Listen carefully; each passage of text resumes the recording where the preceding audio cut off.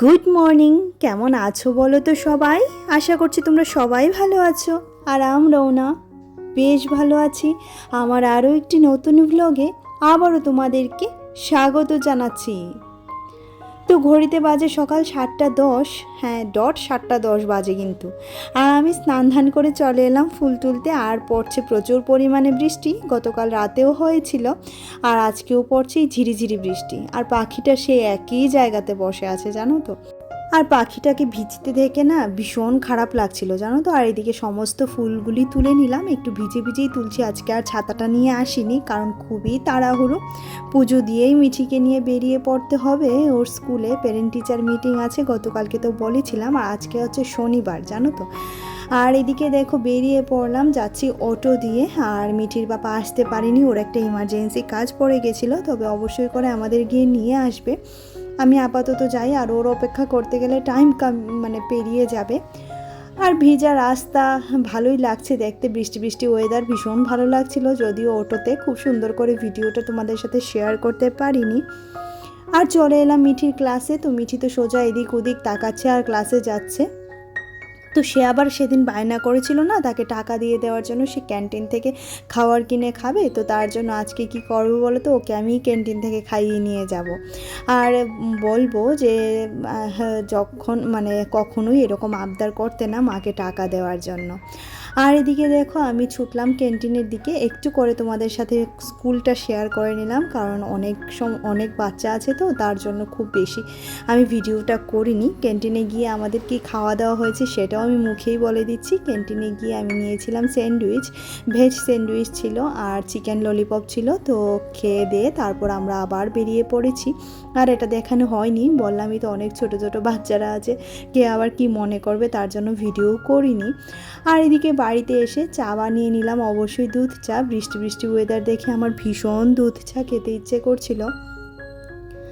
আর গতকালকে এই মোচাটা ছাড়িয়ে রেখেছিলাম, এবার কেটে সেদ্ধ করতে বসিয়ে এদিকে দেখো বেগুন ভাজাটাও বসিয়ে দিলাম। আর সকালের কাজগুলি একদমই করতে পারিনি, কারণ সকালে আজকে কারেন্ট একবার আসছে যাচ্ছে, তার জন্য সমস্ত ঘর গোছানো আমি অফ ক্যামেরাতেই করে নিয়েছি, কারণ ক্যামেরা অন করে করতে পারিনি। যখনই দেখবে কারেন্ট চলে যায় ভিডিও কিন্তু ক্লিয়ার আসে না, তাই না?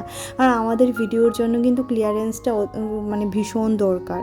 আর এদিকে তোমাদের সাথে কথা বলতে বলতে বেগুন ভাজাটাও আমার হয়ে গেছে।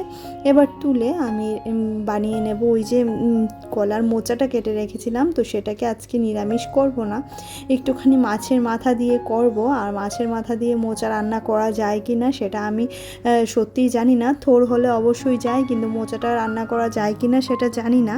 তারপরেও আমি ট্রাই করছি আজকে, কিন্তু খাওয়ার পর যেহেতু ভয়েস ওভারটা দিচ্ছি ভীষণ ভালো হয়েছিল কিন্তু জানো তো। আর মাছের মাথাটা ভেজে তুলে নেওয়ার পর কড়াইতে দিয়েছিলাম তেল, তেলের মধ্যে ছিল মেথি আর কাঁচা লঙ্কা ফোড়ন দিয়েছিলাম। আর এই যে আলুটা কেটে রেখেছিলাম সেটাও একই সাথে দিয়ে দিলাম। আলুটা একটু ভাজা ভাজা হলে সমস্ত নুন হলুদ দিয়ে দেব, তারপর সেদ্ধ করে রাখা ওই যে তোমার মোচাটা সেটাও দিয়ে দেব। আর নুন হলুদ দিয়ে আলুটাকে আর একটু ভালো ভালো করে ভাজা ভাজা করে নেব। তারপর মোচাটা দেওয়ার পর মশলাগুলি দেব। মশলাগুলি এই তেলের মধ্যে দেব না, না হলে মশলাটা পুড়ে যাওয়ার চান্স থাকে, আর মশলা পুড়ে গেলে তরকারিটা খেতে একদমই তেতো তেতো হয়ে যায়।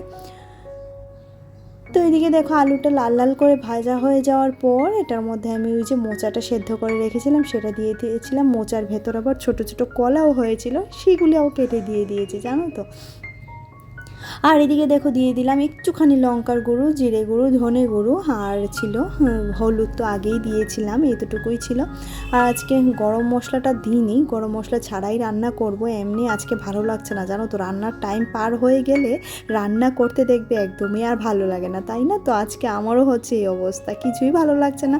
আর যেহেতু বৃষ্টি বৃষ্টি ওয়েদার, শুধু মনে হচ্ছে যে বিছানাতে শুয়ে বসে শুধুমাত্র বৃষ্টিটা এনজয় করি আর একটুখানি চা নিয়ে বসি জানো তো। ভাতও খেতে আজকে ইচ্ছে করছিল না, মনে হচ্ছিল একটু খিচুড়ি হলে ভালো হতো, কিন্তু আমার হাজব্যান্ড যেহেতু খিচুড়ি খেতে ভালোবাসে না সেই জন্য আমিও খাই না। আর এদিকে মিঠিকে দিয়ে দিলাম ভাত।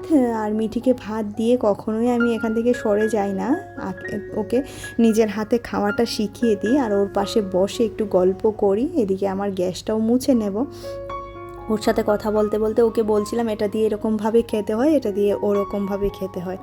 আর আমার মিঠি না মানে একদম লক্ষ্মী সোনা, জানো তো, ছোটোবেলা থেকেই আমার মুখে বলা ভালো নয়, আর ছোটোবেলা থেকেই মিঠি সব কিছু ভালোবাসি খেতে। আমি না ওকে ধরে ধরে সমস্ত কিছু খাওয়াই আর সমস্ত কিছু চেনাই যে তুমি এখন এটা খাচ্ছ, তুমি এখন ওটা খাচ্ছ।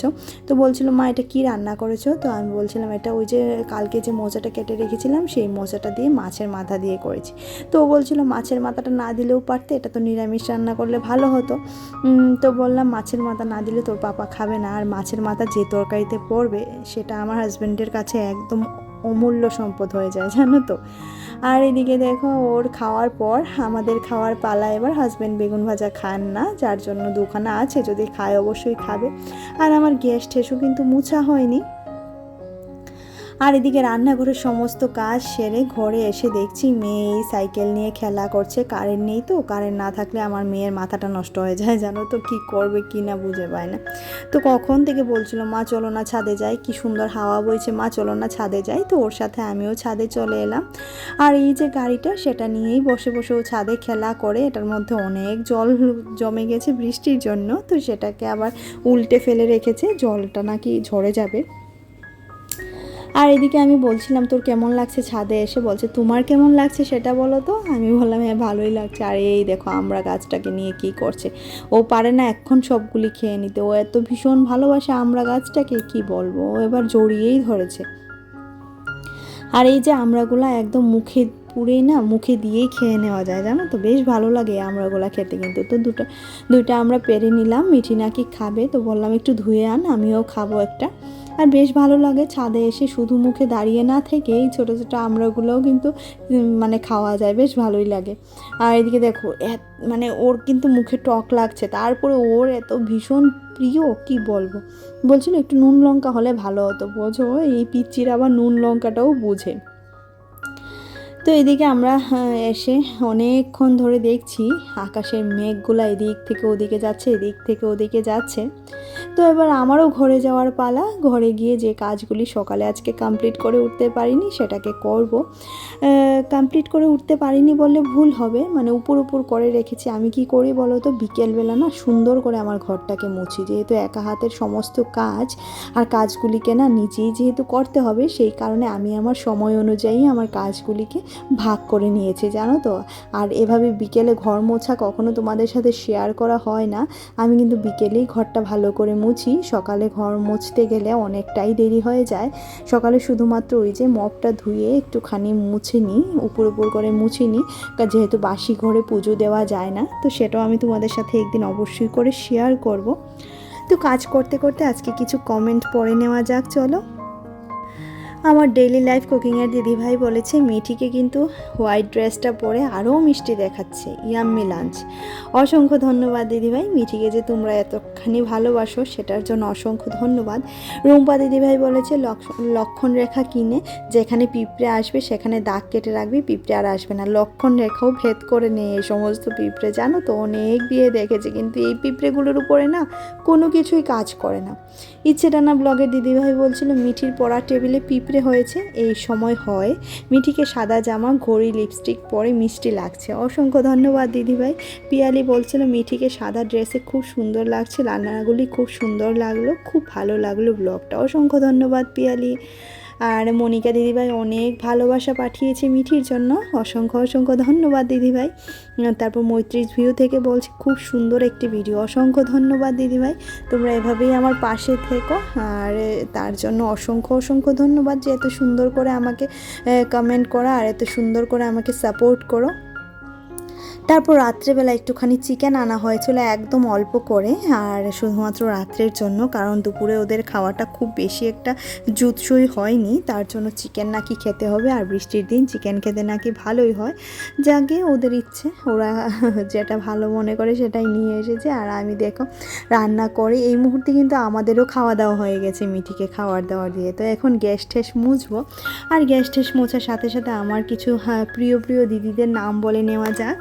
তার মধ্যে আছে পিয়ালি, সঙ্গীতা, ডেলি লাইফ কুকিংয়ের দিদিভাই, লাইফ উইথ স্মাইলের রুম্পা দিদিভাই, মায়া দিদিভাই, নন্দিনী দিদিভাই, ইচ্ছে ডানা ব্লগের দিদিভাই, তারপর হচ্ছে শাবানা ব্লগসের দিদিভাই, মিনতি, প্রত্যেকে আমাকে ভীষণ ভীষণ মৈত্রী ভিউ থেকে মৈত্রী দিদিভাই, প্রত্যেকে না এত ভীষণ ভালোবাসা আর এত ভীষণ সাপোর্ট দিচ্ছ, যার জন্য অসংখ্য অসংখ্য ধন্যবাদ।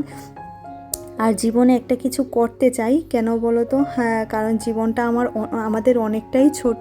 এই জীবনে কিন্তু ছোট হলে কি হবে, অনেকটাই আশা, অনেকটাই মানে অনেকটা কর্তব্য থাকে, জানো তো, যেগুলিকে এই জীবনেই শেষ করতে হয়। তার জন্য নিজে পরিশ্রম দিয়ে সংসারটাকে গড়ে তুলছি, সেই জন্যই না নিজের দিকে অনেক সময় তাকানোর সময় পাই না। আর আমার কি মনে হয় বলো তো, কারণ রূপটা না সব সময় চিরস্থায়ী থাকে না, গুণটাই থাকে। তুমি কার সাথে কীরকম ব্যবহার করলে, তুমি কাকে কতটা ভালোবাসলে, তুমি কার জন্য কতটা করলে, সেই জিনিসটাই কিন্তু তোমার সারা জীবন থেকে যাবে। রূপটা না সেরকমভাবে আমাদের কিন্তু ম্যাটার করে না। একটা কুৎসিত মেয়েও কিন্তু অনেক সৌন্দর্যের অধিকারী হয় যখন সে তার ব্যবহার দিয়ে নিজেকে সুন্দর করে তুলতে পারে। সেই কারণে আমি আমার দিক থেকে তাকানো ছেড়ে দিয়েছি। আমি সারা দিন পরিশ্রম করে যাই শুধুমাত্র আমার মেয়ের ছোট ছোট আবদারগুলা বানানোর জন্য, আর তার ছোট ছোট আবদারগুলা রাখার জন্য, যেগুলি আমি কারো কাছে বলতে পারি না, কারোর কাছে বলাও যায় না, আর সেইগুলা বলাটাও মনে হয় ঠিক হবে না। তো দেখো, তোমাদের সাথে অনেকটাই আজকে শেয়ার করে নিলাম। আর ভালো লাগলে অবশ্যই আমার ভিডিওতে একটা লাইক করে দিও, আর চ্যানেলটা পারলে সাবস্ক্রাইব করে দিও। যারা এখনও সাবস্ক্রাইব করোনি, পাশে থেকে বেল আইকনটা ক্লিক করে দিও, যাতে করে আগামী দিনগুলোতে আমি যখনই ভিডিও আপলোড করব নোটিফিকেশানটা তোমরা পেয়ে যাও। আর যারা যারা কাজটি করে রেখেছো তাদের কাছে একটাই রিকোয়েস্ট, আগামী দিনগুলোতেও যাতে আমি তোমাদের এভাবেই আমার পাশে পাই। তো চলো, আজকের মতো টাটা।